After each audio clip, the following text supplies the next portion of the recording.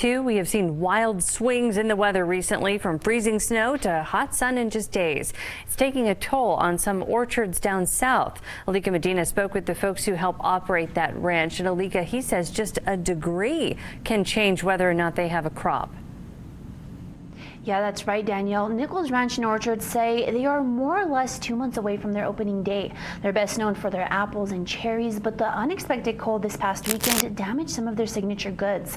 The temperatures dropped to 24 degrees, and R.B. Nichols, a family member who helps from the orchard, says at around 30 degrees, that's when they start to see some damage, and that cost them a good chunk of their crops. As an estimate, we believe we have at least 50% of a cherry crop right now. It's a little early to be able to check and see how much more than 50%, but just doing checking a few blooms here and there and extrapolating that out, we know we have at least half a crop.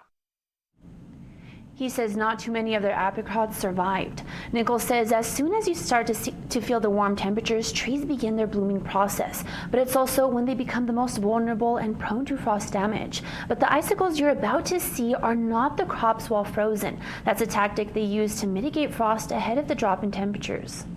Water freezing actually puts off heat, and that heat gives a little bit of warmth to the blooms and offers protection.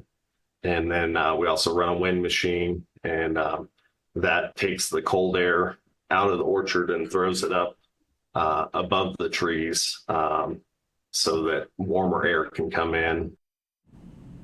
And despite some of the crops not making it through, they are still going to open. It all depends on the weather between now and June, but they are scheduled to have their annual Cherry Fest mid-June. Danielle, back to you.